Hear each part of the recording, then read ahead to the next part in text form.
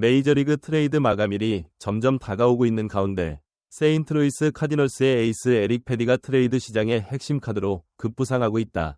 올 시즌 패디는 믿을 수 없는 꾸준함과 눈에 띄는 성적을 통해 단숨에 매물 1순위로 떠오른 상황. 하지만 겉보기와는 다른 내부 지표, 그리고 퍼포먼스의 지속 가능성에 대한 의문이 복잡하게 얽히면서 전문가들과 팬들 사이에서는 과연 이 선수를 믿을 수 있는가? 라는 질문이 거세지고 있다. 보스턴 레드삭스, 클리블랜드 가디언스, LA 다저스처럼 선발 보강이 절실한 팀들이 이 유혹에 넘어갈지 여부는 앞으로의 리그 판도를 좌우할 중대 변수로 떠오르고 있다. 현재 에릭 패디는 시즌 평균 자책점 3.54를 기록 중이며 이는 카디널스 선발진 중 두 번째로 좋은 성적이다. 표면적으로 그의 스탯은 꽤나 설득력 있게 들립니다. 현재 그는 3.54의 평균 자책점을 기록하고 있는데 이는 카디널스 로테이션에서 두 번째로 좋은 기록입니다. 1.30의 윕 또한 준수한 편이죠. 이런 숫자들만 보면 패드가 어떤 팀에 가더라도 안정적인 기여를 할 수 있는 견고한 투수처럼 보입니다. 하지만 여러분, 야구는 단순히 겉으로 보이는 숫자만으로 평가할 수 있는 스포츠가 아닙니다. 특히 요즘처럼 데이터 분석이 중요해진 시대에는 더욱 그렇죠. 우리는 패드의 겉모습 뒤에 숨겨진 이야기, 그리고 LA 다저스, 클리블랜드 가디언스, 보스턴 레드삭스 같은 빅마켓 팀들이 왜 그를 영입하기 전에 신중해야 하는지에 대해 이야기해 볼 겁니다. 자, 이제 숫자 속으로 더 깊이 들어가 볼까요?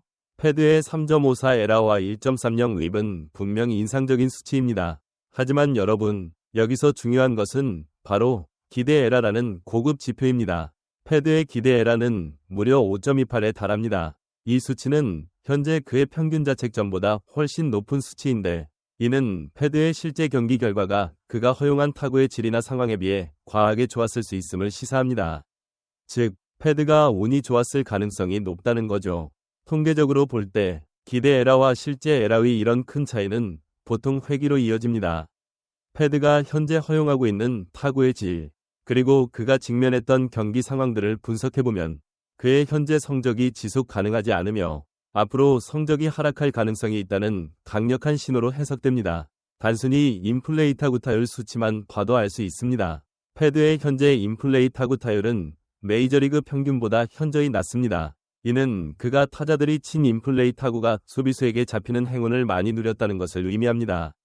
언젠가는 이런 행운이 끝나고 타구들이 안타로 이어지면서 평균 자책점이 상승할 수 있다는 경고등인 셈입니다. 투수로서 구위가 압도적이지 않거나 삼진율이 높지 않은 상황에서 이런 낮은 BABIP은 지속되기 어렵습니다. 패드의 삼진율은 평균 수준이거나 그 이하이며 헛스윙 유도율 또한 높지 않습니다. 이는 그가 타자를 압도하기보다는 타자와의 승부에서 운에 기대는 부분이 크다는 것을 보여줍니다. 그렇다면 레드삭스, 가디언스, 다저스와 같은 팀들에게 패드는 어떤 의미일까요? 그는 말 그대로 역설적인 선수입니다. 한편으로는 꾸준한 생산성을 제공하는 매력적인 투수처럼 보이지만 다른 한편으로는 숨겨진 통계들이 경고음을 울리고 있습니다. 패드가 현재의 퍼포먼스 수준을 유지하려면 투구 레퍼토리나 구위에서 상당한 개선이 있어야 할 겁니다.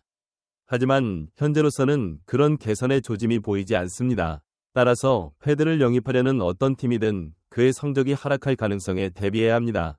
단기적으로 팀의 로테이션의 구멍을 메우는 데는 도움이 될지 몰라도 팀을 한 단계 업그레이드 시킬 에이스급 투수는 아닐 수 있다는 거죠. 트레이드 마감일에 급하게 선발 투수를 찾는 팀들에게는 그의 꾸준함이 매력적으로 다가올 수 있습니다. 하지만 장기적인 관점에서 혹은 정말 팀의 우승에 기여할 만한 에이스를 찾는 팀들에게는 패드가 실망스러운 결과를 안겨줄 수도 있습니다. 세인트루이스 카디널스의 딜레마와 시장 역학에 대해 이야기해봅시다. 카디널스는 패드를 두고 전략적으로 유리한 위치에 서 있습니다. 그의 시장 가치는 전통적인 지표들로 인해 높아 보이지만 고급 분석 지표들로 인해 조절되는 측면이 있습니다. 하지만 이런 위험에도 불구하고 믿을 만한 선발 투수가 워낙 희소하기 때문에 트레이드 파트너를 찾을 가능성은 여전히 높습니다. 트레이드 시장에서 선발 투수는 늘 갑입니다. 심지어 평균적인 선발 투수라도 말이죠. 이런 상황에서 패드의 겉보기 스탯은 많은 팀들의 이목을 끌기에 충분합니다. 하지만 레드삭스, 가디언스, 다저스와 같은 팀들에게 패드는 그들이 진정으로 원하는 상당한 업그레이드가 아닐 수 있습니다. 이 팀들은 포스트 시즌 진출을 노리거나 이미 포스트 시즌 경쟁을 하고 있는 팀들입니다. 이런 팀들은 단순한 로테이션 채우기 선수가 아니라 에이스급 투수 혹은 최소한 에이스에 버금가는 실력을 보여줄 수 있는 투수를 원할 겁니다. 패드는 분명 꾸준함을 보여주었지만 그의 투구 내용은 최고 수준의 타자들을 상대로 압도적인 모습을 보여주기에는 부족한 점이 많습니다. 예를 들어 패드의 구속은 메이저리그 평균 수준이며 그의 변화구 또한 특별히 뛰어나다고 보기는 어렵습니다. 그는 주로 커터와 싱커를 구사하며 땅볼 유도에 능한 투수입니다. 하지만 빠른 공의 구위가 압도적이지 않고 탈삼진 능력이 떨어진다는 것은 강타자들이 즐비한 플레이오프 상황에서는 약점으로 작용할 수 있습니다. 메이저리그 최고 타자들은 땅볼 유도형 투수들을 상대로도 장타를 생산해내는 능력이 탁월합니다. 또한 그의 피출루율 플러스 피장타율과 피장타율 수치 또한 그의 에라에 비해 높습니다.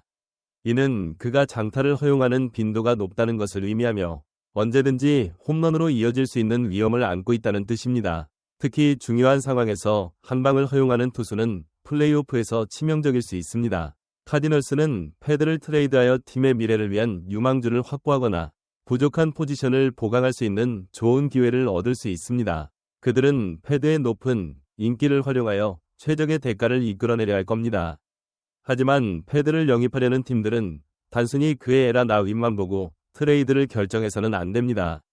그들은 패드의 스카우팅 리포트, 고급 통계, 그리고 가장 중요한 그의 예상되는 미래 퍼포먼스에 대한 심층적인 분석을 바탕으로 신중하게 결정해야 합니다.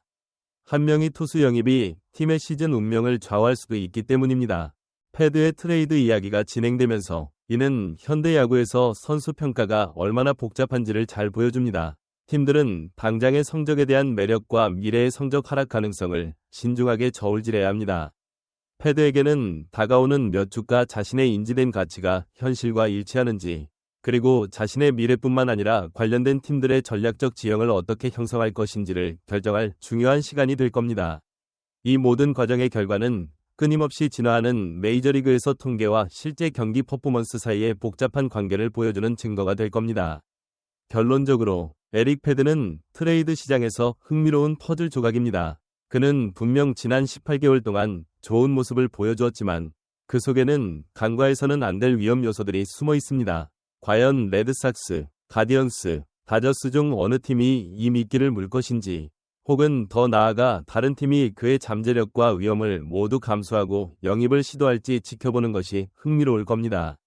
여러분은 에릭 패드에 대해 어떻게 생각하시나요? 과연 그는 어떤 팀으로 트레이드 될 것이며 그 팀에서 어떤 활약을 펼칠까요? 댓글로 여러분의 의견을 공유해주세요. 오늘 영상이 유익하셨다면 구독과 좋아요 버튼 꼭 눌러주시고요. 다음번에도 더 흥미로운 야구 이야기로 돌아오겠습니다. 시청해주셔서 감사합니다.